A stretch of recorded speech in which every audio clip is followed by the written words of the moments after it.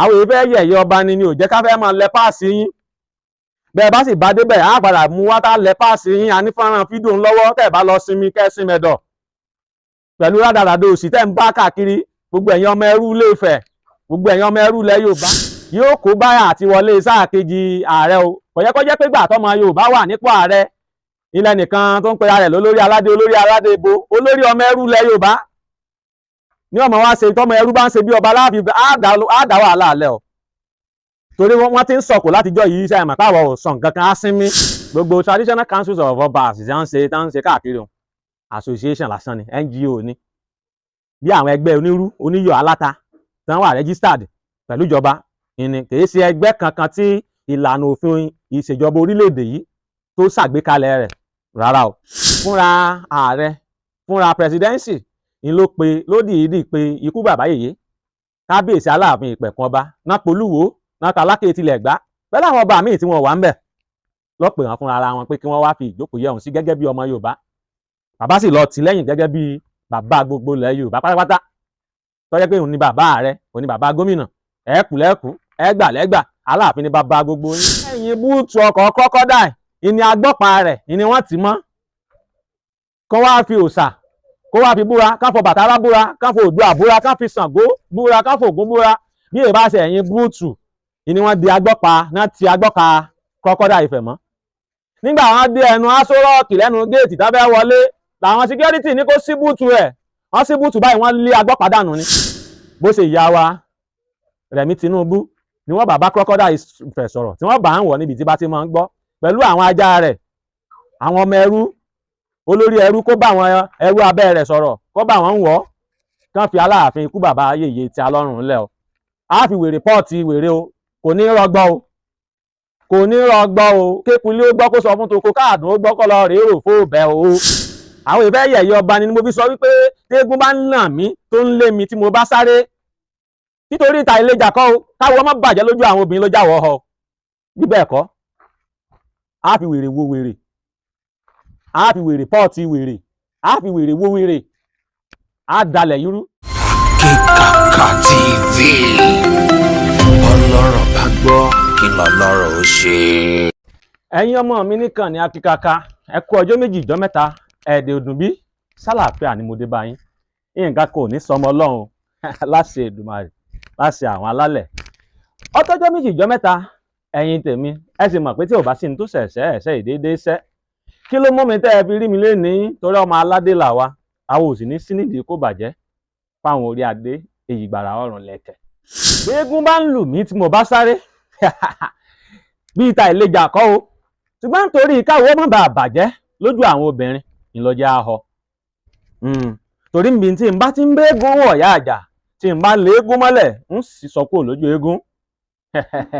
Táṣọ bá sì ti kúrò lójú eégún, àwo bàjẹ́ àwo yanu. Ìlọjẹ́ káwọ́ tàdé ẹ̀yìn díẹ̀, kì í ṣe bíi tójó kọ́, bẹ́ẹ̀ sì ni kì í ṣe ta ìlẹ́jà. Àìsí ìlẹ́jà gangan náà ni ìta bàbá mi ò dé àyín. Tẹ́ ẹ̀ bá gbàgbé nìkan ní Akékaka níjọ́ kìíní àná táwa kọ́kọ́ bẹ̀rẹ̀ fọ́nrán ní àyín. Ó ní fọ́nrán kan tá a ti síwájú tá a fi ń ṣàlàyé ẹni tó wà nídìí orò tó rò fi ń dún wòmúwòmù. Pé ta ní ń dalẹ̀ Yorùbá rú tí fi ń rú tí fi ń dàrú tí fi ń dàpọ̀ báyìí. Tí mò ń sọ lọ́jọ́ kìíní àná wípé crocodile ní ń dalẹ̀ Yorùbá rú. Crocodile kí lè dé lédè Yorùbá? Ṣé wọ́n ọmọ tó máa crocodile? Kí ni ìtumọ̀ crocodile? Ọ̀ lọ sùkúù olówó. Kí ni ìtumọ̀ crocodile? Mò ń gbìyànjú àti lóye ẹ̀. Kí ni ìtumọ̀ crocodile? Tẹ́bí mo béèrè ọ̀rọ̀ lọ́wọ́ rẹ níbí wọn náà ti béèrè ọ̀rọ̀ lọ́wọ́ mi. Ẹni ó sì béèrè ọ̀rọ̀ ló fẹ́ di rẹ̀ gbọ́. Ìbéèrè ò sì fàjà. Kí ni ìtumọ̀ crocodile? Ó dà pé ẹranko kan tí máa. Irú ẹranko wo ni kí ló kọ ẹranko? Tí máa gbénú omi. Kí làá ó kọ rẹ̀ nílẹ̀ Yorùbá? Màá kàwé ẹ̀ síwájú. Ọ̀rẹ́ ọ. Ọ̀ọ̀ni ní ìdálẹ̀ Yorùbá rú. Torí bẹ́ẹ̀ bá rí ọ̀ọ̀ni tó sojú mírímírí bí ẹni tí ò mọ nǹkan kan, bí ẹni tí ò lè jẹ́ kọ̀ọ̀kan tán. Ẹ mọ̀ fojú èèyàn dáadáa o. Ẹni ibi gbáà ni tí sinmi rẹ tí ń rọmọ lẹ́kọ̀ọ́ nílé ìwẹ̀. Ètò ń ṣe tí ń sinmi rẹ ilé ìwẹ̀. Ń máa rọmọ lẹ́kọ̀ọ́ nílé ìwẹ̀ ni. Onídàálẹ̀ Yorùbá rú. Green snake under the green grass. Ìní ọ̀ọ̀ni dá ń wò. Ọ̀rọ̀ rẹ̀ ò sì já wá lójú. Bí n bá wá sọ fún yín pé iná ń jó lórí omi, ẹ̀yin ẹni ń lọ kérò ẹ̀ wá. Ẹ rí pàwá ti sinmi.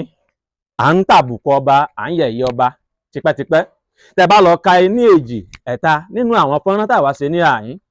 gbogbo fọ́nrán tá a ṣe tá a fi ń sọ̀rọ̀ nípa gbogbo àwọn nǹkan wọ̀nyí láti fèsì fáwọn kọ̀ọ̀kan tó ń dorí ìtàn kodò tó ń sọ̀sọ́kúsọ nígboro ẹnu wọn. Àkọ́kọ́ ni ta ní dalẹ̀ Yorùbá rú. Ẹlẹ́ẹ̀kejì ni bàbá àgbà àyà kan tó ń sọ̀rọ̀ nípa elúkélú tó ní olè tọ́ni. Ẹ̀kẹta la fi ń sọ pé agboolé tí bá ń tòrò tí ń dùn, àwọn ọmọ àlè ọmọ ẹrú bẹ̀ ní ìtì ìdàgbà tá a fi ń sọ nípa ta lọ́lọ́run àti ọ̀jọ̀gbọ́n ọmọ àlè alábòsí kan báyìí tá a fi kó wọn papọ̀ sójú kan pẹ̀lú àwọn kọ̀ọ̀kan nínú wọn. Ṣé ẹ mọ̀ pé ó di mẹ́ta, fọ́nrán mẹ́ta péré tó jáde níkànnì Akékakanu, yàtọ̀ fáwọn ọmọ mi táwọn máa póòsì tí wọ́n máa ń póòsì oríṣiríṣi. Ṣùgbọ́n ní tí èmi Akékaka bàbá Akékaka gangan tí mo fẹnu ara mi sọ tó jẹ́ fọ́nrán mẹ́ta péré ìrìn fọ́nrán náà. Ẹ wá mọ ohun tó tún wá mú mi wálé ní tá a mọ̀ pé oríṣiríṣi ló ti ń lọ, ariwo ń lọ lọ́tún lósì, igbájogóje èrò ọ̀wájà. Ṣùgbọ́n mo kọ́kọ́ fẹ́ bẹ̀rẹ̀ níbi ìtọ́ ẹ̀sẹ̀ ṣẹlẹ̀ ní yàjóyàjó ní àná òde yìí, níbi tí ààrẹ orílẹ̀-èdè wa Nàìjíríà tọ́jú ọmọ ilẹ̀ Yorùbá, Aṣíwájú Bọ́lá Ahmed Tinubu, ààrẹ fún gbogbo orílẹ̀-èdè Nàìjíríà tó wá ọmọ Yorùbá àtàtà, wọ́n pe àwọn orí adé, àwọn èjìgbàrà ọrùn lẹ̀kẹ̀, wọ́n pa àwọn olórí ẹlẹ́sìn, bó ṣe pé ti ìbílẹ̀ náà pé ti mùsùlùmí náà pé ti kìrìsìtẹ́nì tó ń wà níbi àpéjọ náà. Àwọn nǹkan tó wá ṣẹlẹ̀ níbẹ̀ ni ló jẹ́ ń wá. Ṣùgbọ́n àwọn ò fẹ́ wá sọ nǹkan tó ṣẹlẹ̀ níbẹ̀ gangan bí ó ṣe òpònú yìí tó pera rẹ̀ ní Prince J ilé Oòduà. Òun ló pòsì nǹkan kan tí àwọn tó jẹ́ àwọn àsọmọgbé wọn tó ń ṣiṣẹ́ fún Àkóbá Ifẹ̀ tí wọ́n ti ń fi síta láti máa tàbùkù kú bàbá yèyé, láti máa yẹpẹrẹ Aláàfin, láti máa tàbùkù kábíyèsí Olúwo tilẹ̀ Wó, ni ló jẹ́ káwọ̀ wá. Ẹ mọ̀ pé àwa níṣẹ́ lọ́wọ́, àwọn èéjẹ búlọ́gà, àìṣe àwọn tí wọ́n máa ń jókòó síbi dàrúdàpọ̀ tí wọ́n máa ṣe fọ́nrán látàrí nǹkan tí wọ́n fẹ́ jẹ níbẹ̀. Rárá o, àwọn èsì nǹkan tó jọba ní àyín. Ṣùgbọ́n fún àǹfààní àwọn tí wọ́n bá mọ̀, ẹ jẹ́ n kọ́kọ́ fi nǹkan tí òpònú tó ń pè ní Prince J tó pera rẹ̀ ní Prince J ilé Oòduà yìí, ní tó kọ́kọ́ kọ, ẹ jẹ́ n fi hàn yín, òun lélẹ̀.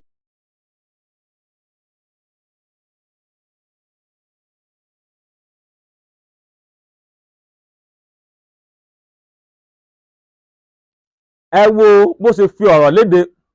Kí ló kan Àkóbá Ifẹ̀, kí ló kan Prince J ilé Oòduà pẹ̀lú Aláàfin níbi àpéjọ?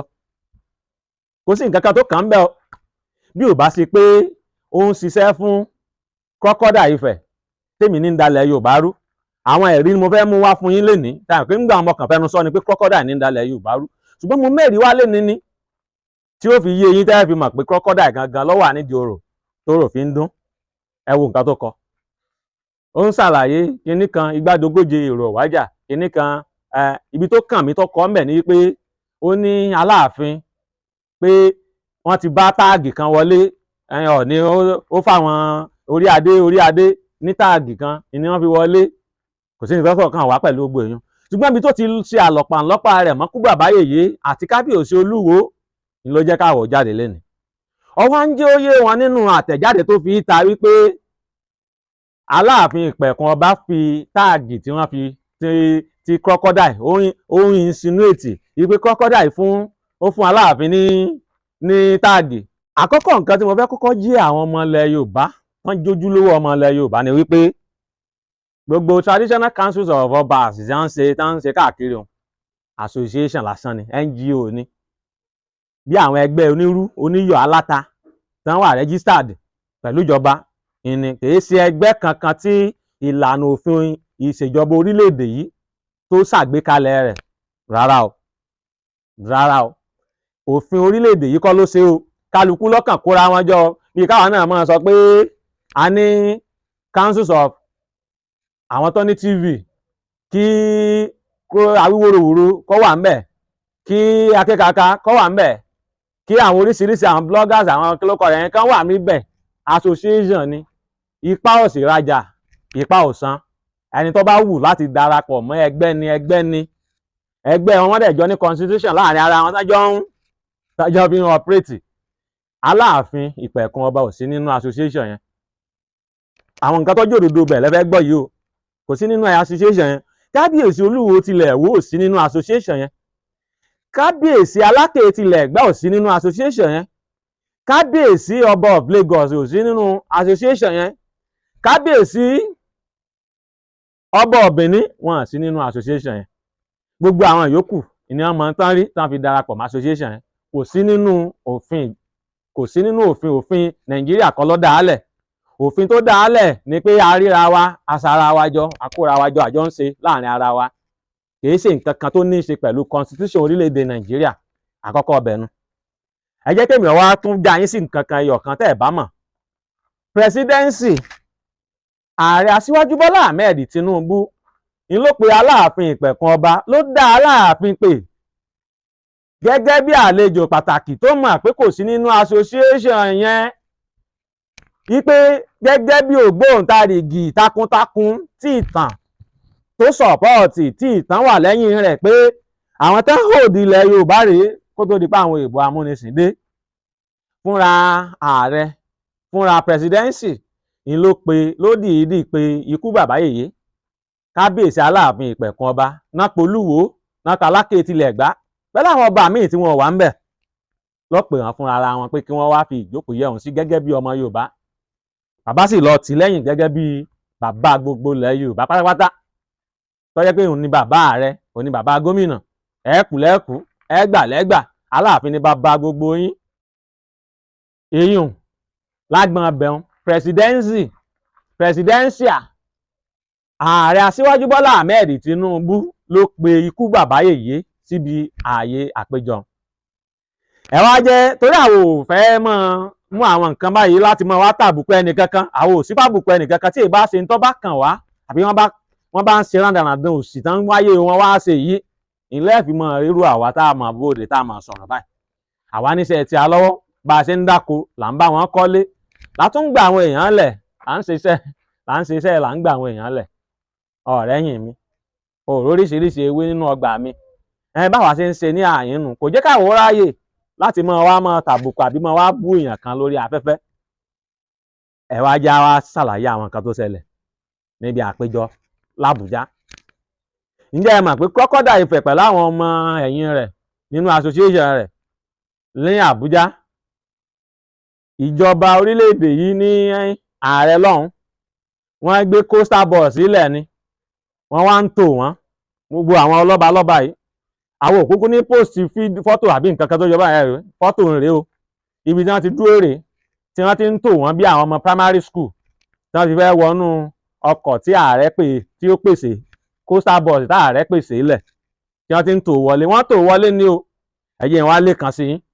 Ǹjẹ́ ẹ jẹ́ mọ̀ pé Kọ́kọ́dà Ifẹ̀ gangan òun náà ti tò lẹ́nu coaster bus tó fẹ́ wọlé kíkú bàbá yèyé tó dé Aláàfin Ìpẹ̀kun Ọba. Ikú bàbá yèyé ọba ẹlẹ́yọ̀ àjò yìí, ọba ẹlẹ́yọ̀ àjò yìí, àjò rí ẹ̀mí pátákó tí bàbá dé táwọn ṣe máa ń dé nígbà yẹ kó kò sí bí ẹ̀dẹ̀ rí kábíyèsí tẹ̀ ní màkálà wà nínú ìtàn. Pàfún pẹ̀lú àwọn ìlú lákọlákọ tí ń ró bí ìbọn ní Kọ́kọ́dà Ifẹ̀ ṣàkíyèsí pé kódà kò mọ̀, Kọ́kọ́dà Ifẹ̀ ò mọ̀ wípé Aláàfin wọ́n wà ní àpéjọ yẹn, wípé bóyá presidency bóyá wọ́n invite Aláàfin kò mọ̀ pé Aláàfin ń bẹ nínú ọgbà níbẹ̀. Àyàfi ìgbà tí àwọn ẹ̀ṣọ́ Aláàfin, àwọn tá máa ń lu dùrù, àwọn tá ń fan dùrù, tá ń fan fèrè, tá ń lùlù, tá ń lu ṣẹ̀kẹ̀rẹ̀, tá tó dé, tá ń dàbọlẹ̀ tó Àbújá mì tìtìtì. Pàfọ́ ló wá fi wọ ẹ̀yìn ibẹ̀ lórí ẹ̀sẹ̀ tó rí kú bàbá yèyé Aláàfin Ìpẹ̀kun Ọba níbi wọ́n ti ń tò tán sí wọn bí sandéènì tó náà fi fẹ́ wọlé. Àwọn èyí fẹ́ yẹ̀yẹ́ ọba ni ò jẹ́ ká fẹ́ máa lẹ páàsì yín.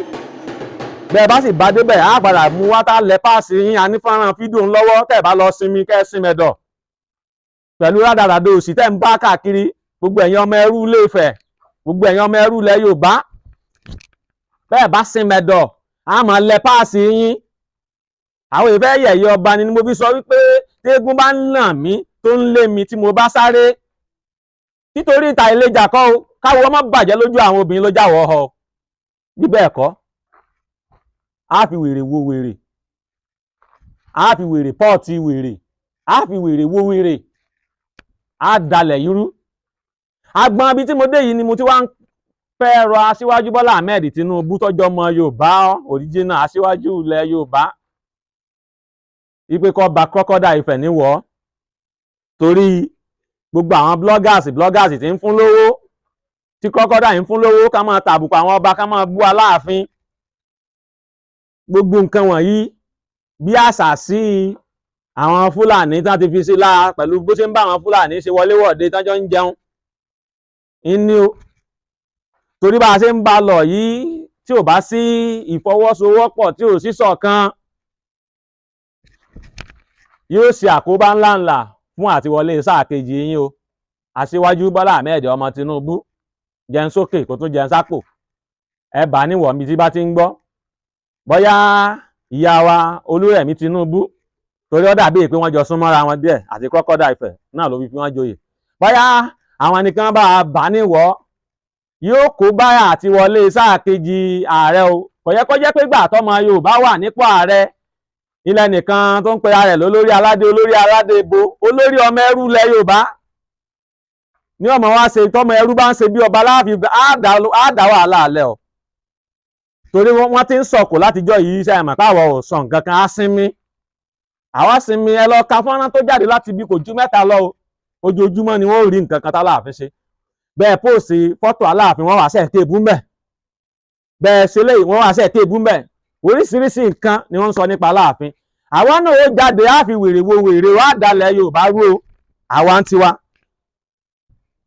Torí báwo sí ń di kó bàjẹ́, a sì fẹ́ kí aṣíwájú Bọ́lá Ahmed Tinubu ó wọlé sáà kejì, ló jẹ́ mọ́ pariwo báyìí o. Tí Kàsálà bá bọ́ọ̀sì tán, á fi wèrè wo wèrè o, á fi wèrè wo wèrè o, wá ní tẹ́ńlẹ̀ o, yóò wá ṣe àkóbá. Tọ́lá wo sì fẹ́ kákòbó wà fún àtiwọlé sáà kejì yín bàbá aṣíwájú Bọ́lá Ahmed Tinubu. Bó ṣe ìyá wa Rẹ̀mí Tinubu ni wọ́n bá Crocodile Ifẹ̀ sọ̀rọ̀, tí wọ́n bá ń wọ̀ níbi tí bá ti máa ń gbọ́, pẹ̀lú àwọn ajá rẹ̀, àwọn ọmọ ẹrú, olórí ẹrú, kó bá àwọn ẹrú abẹ́ rẹ̀ sọ̀rọ̀, kó bá wọn ń wọ̀, kán fi Aláàfin ikú bàbá yèyé tí a lọ́rùn ńlẹ̀ o. Á fi wèrè pọ́ọ̀tì wèrè o, kò ní rọgbọ o, kò ní rọgbọ o. Kékulé ó gbọ́ kó sọ fún toko, káàdùn ó gbọ́ kó lọ rèé rò fó bẹ́ o. Sóbì ó tó dégbò, Olúkànbẹ làákọ́ ké sí o. Aṣíwájú ààrẹ, aṣíwájú Bọ́lá Ahmed Tinubu, iná kéékèèké ní wẹ́rẹ́wẹ́rẹ́ ní tọ́ọ̀gbìn lè pa o. Bí iná bá dàgàdàǹgbá tán, yóò jógun, yóò jó karahun. Mo ṣe ń rọ aṣíwájú Bọ́lá Ahmed Tinubu ká tètè sì gbésẹ̀ lórí ọ̀rọ̀ Crocodile Ifẹ̀. Wọ́n rìn wá ń gàké, ìgàké yìí pọ̀, ìgàké yìí pọ̀. Gẹ́gẹ́ bí ọmọ aládé táwa jẹ́, à ń ṣe mẹ̀dọ̀.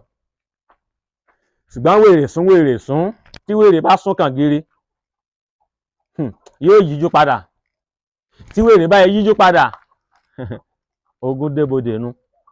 Àwọn ò sì ní rógun nílẹ̀ yóò dòkèrè. Àwọn ò sì ní bá wọn sí lára àwọn tí ó ba ìṣèjọba ọmọ ilẹ̀ Yorùbá jẹ́. A ní sí lára àwọn tí ó ṣe àkóbá fún àtiwọlé sáà kejì ọmọ ilẹ̀ Yorùbá. Ìlójá wa.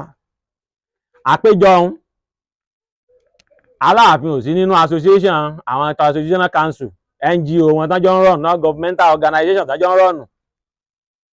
Àwọn fáàtì ibẹ̀nú o, Crocodile ò mọ bá Aláàfin ṣe débẹ̀ o, presidency ló fi lọ ránṣẹ́ síkú bàbá yèyé. Òun gangan náà bá sín tẹ̀lé wọn wọnú bọ́ọ̀sì ni. Àfìgbà tó gbọ́ fèrè àti kàkàkí Aláàfin pẹ̀lú lù tí bàbá máa ń dà bolẹ̀ ló wẹ̀yìn, ló wá rò pé kí ló ṣubú tẹ̀hún yìí, lòun náà fi lọ kó sínú ọkọ̀ rẹ̀. Ẹ jẹ́ ká tún sọ nǹkan fún yín tá a sọ tẹ́lẹ̀. Ní pé ńgbà wọn fẹ́ wọnú Aṣọ Rọ́ọ̀kì, inú ẹ̀yìn búùtù ọkọ̀ Crocodile, fọ́nrán ń bẹ àfẹ́ fi síta ni. Torí báwo àwọn nísìnyí ká máa yẹ̀yẹ́ àwọn tó bá jẹ́ ọmọ ojúlówó ọmọ ilẹ̀ Yorùbá. Inú ẹ̀yìn búùtù ọkọ̀ Crocodile, ìní agbọ́pa rẹ̀, ìní wọ́n tì mọ́. Kó wá fi òòṣà, kó wá fi búra, ká fọ Bàtálá búra, ká fọ Oòduà búra, ká fi Ṣàngó búra, ká fọ Ògún búra. Bí èyí bá ṣe ẹ̀yìn búùtù, ìní wọ́n di agbọ́pa, náà ti agbọ́ka Crocodile Ifẹ̀ mọ́. Nígbà wọn dé ẹnu Aṣọ Rọ́ọ̀kì lẹ́nu géètì tá fẹ́ wọlé, làwọn security ní kó sí búùtù rẹ̀. wọ́n sí búùtù báyìí wọ́n lé agbọ́pàdánù ni láwọn ọmọ ẹrú kẹrú abilala lẹ́nu àwọn kìíní burúkú àwọn náà fẹ́ máa ayẹyẹ Aláàfin wọ́n sí búùtù báyìí wọ́n bá gbọ́pàá mẹ́ pé èwo leléyìí ibẹ̀ ń ṣe ibi tọ́kàn wọ̀ tọ́kàn máa ṣe rádaràda wọ́n sí búùtù báyìí wọ́n bá gbọ́pàá mẹ́ wọ́n léwèrè dànù àní fọ́nrán rẹ̀ lọ́wọ́ ṣùgbọ́n kí la fẹ́ gbà níbi ká máa yẹ̀yẹ́ wọn ká máa yẹ̀yẹ́ wọn ṣùgbọ́n wọn fẹ́ jáwọ́ lẹ́kàn túwọ́ kúrò lẹ́yìn Aláàfin o wèrè sún tó bá sún kàn gírí tí wèrè bá yíjú padà sí yóò sú gbogbo yín o ẹjẹ́ tó wá fi kẹ̀kun pẹ̀lú gbogbo àwọn tó ń gbé rádaràdà òṣì káàkiri níbi àpéjọ yìí ẹyẹ ń fi nǹkan kan kún tí ò yí àwọn èèyàn nígbà torí àpéjọ yìí wọ́n pe Sultan Sokoto tó jẹ́ pé òun lólórí àwọn ẹ̀sìn mùsùlùmí nílẹ̀ Haúsá lọ́hùn kì í ṣe fún àwa nílẹ̀ Yorùbá tí a ń bí tó jẹ́ chairman association wọn yìí kò wá tí chairman ọ̀bá síbì kan tẹ́bẹ́ni tó jẹ́ co-chairman àbí igbákejì ló yẹ kó sọ̀rọ̀ níbi àpéjọ ta ló sọ̀rọ̀ ẹni tó wá represent Sultan Sokoto Etu of Nupe ni wọ́n sọ ẹ lọ wo ẹni fọ́nrán tí ẹ̀ gan ni. This nation has never surrendered its value, its conscience to the marauders, to not do wells. That this nation is a nation of believers and greatness in faith and value. That this nation is yours. Yes, we are challenged. The terrorists, they are very desperate now because they are getting barraged and defeated. They leave traces of blood in their fields. But I assure you one thing, Nigeria will never surrender. We are not deterred. We're going to win, and win well.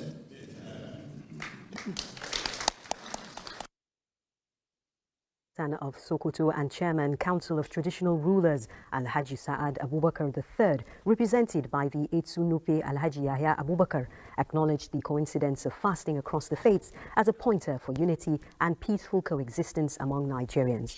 Promising loyalty to the president, the traditional leaders expressed belief that the Tinubu administration would solve the security challenges in parts of the country.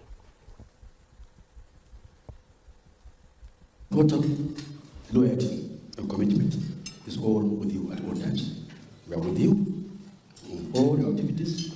We continue to pray for you. Our institution has a very, very significant role naturally to play. We are with our people 24/7, knowing them, seeing them, talking to them, and see their feelings, and also hear their feelings. So we know you are doing your utmost best to ensure that we have peace, progress, stability in this country. May Allah continue to guide you. Praying that the Lord himself will bear the burden of this country on his shoulders and lighten whatsoever leadership burdens that you have at this very, very trying moment of our nation. We are praying that at the end you will succeed far beyond your dreams. You will excel, and that in this nation we shall once more again rejoice and testify that the Lord has done it for us again. òun ló sọ̀rọ̀ lórúkọ association jákujàku tán jọ ń kóra wọn káàkiri co-chairman dìndìnrín bú yín tẹ̀ ń gbé káàkiri kò sọ̀rọ̀ yín wò bí ọ̀bọ làgùtàn wò ní níbi ìjókòó ní ń wò pẹ́wú báyìí ń wò pẹ́wú bí ẹni ọkọ̀ jálẹ̀ ọlọ́run téèyàn bá ti tọ́sí nǹkan tán bá ti fi yàn sí bí irú pom bí ọmọ ẹrú tán wá ní kọ́ wá máa ṣe nǹkan kan ẹ̀rìn pé bí ẹrú ò ní tán nínú ẹ̀jẹ̀ rẹ̀ bí ẹrú náà ni wọ́n máa ṣe káàkiri yọ́n máa dìde kí gómìnà yọ́n máa ṣe kínní àwọn ẹrú yìí náà bẹ̀rẹ̀ báyìí sí máa ń dìde táwọn ọba wá sí ń dìde kí àwọn gómìnà tí wọ́n dìde tí wọ́n dìde tí wọ́n máa jókòó tí wọ́n máa rúkú wọ́n máa gbé kàámọ̀ àwọn ẹrú yìí ni ò tí wọ́n fi rólé yìí pé ìdánilópè ara rẹ̀ lẹ́rù ló fi dàbí ló fi jọ lójú gbogbo yín pé aláàfin nígbéraga aláàfin ìpẹ̀kun ọba táwọn bàbá ẹ̀ fi lélẹ̀ ní tẹ̀lé aláàfin nígbà ó tó gbà tí àwọn ọba kúrin nǹkan kan nílùú òyìnbó gan wá gan Aláàfin wa máa dìde yọ máa rúkú ní ọmọ àgbé kàámọ̀ ká tó wá sọ Àbọrẹ lásán ẹgbẹ́ ti bi tẹ́ ti bẹ̀rẹ̀ rádaràda yín nu eléyìí ni ó jẹ́ òpin warning tá a fi léde fún yín ká tó fọ́jú gbogbo ẹ̀ pọ̀ a ti ń fi àsìkò yìí rọ Aṣíwájú Bọ́lá Ahmed Tinubu ká má jẹ́ wọ́n bàjọba ìṣèjọba wọn jẹ́ kó chairman rọ ẹrú Fúlàní ẹrú Oòduà tó ti padà dé ẹrú Fúlàní wọn àjò sọ̀rọ̀ ńbẹ́ o níbi àpéjọ tí wọ́n pè wọ́n sí o àwọn náà ni wọ́n wá ń gbé fọ́nrán kiri náà ń gbé fọ́tò ibi táláàfin jókòó sí kiri ẹjẹ́ mi ò tún jẹ́ ó yé yín direct opposite of the president of Nigeria ní ààyè ibi tí ìjókòó Aláàfin Olúwo Aláké ibi tí ìjókòó wọn wà direct opposite of the presidency torí pé association wọn tí wọ́n pè ní ló jẹ́ kí ààyè ibi tí wọ́n fi wọ́n sí ó wà níbi tó ṣe wà Aláàfin ò sì sínú association the special invited guest l'Aláàfin Olúwo Aláké ni wọ́n jẹ́ níbi àpéjọ ọ̀hún Prince J ilé Oòduà ilé irọ́ lọ sọ́ra rẹ̀ final warning rí má pósì nǹkan kan nípa Aláàfin Aláàfin lọ́rùn ńlẹ̀ bí bẹ́ẹ̀ kọ́ níta ẹ̀ ń wá nídìí iṣu ewùrà ẹ̀ padà kàn nídìí iṣu kọ́ kò ní dáa fẹ́ni tí ò ní dáa fún ayín ẹ̀gà gbogbo yín láì. KEKA TV ọlọ́rọ̀ bá gbọ́ kí lọ́lọ́rọ̀ ó ṣe.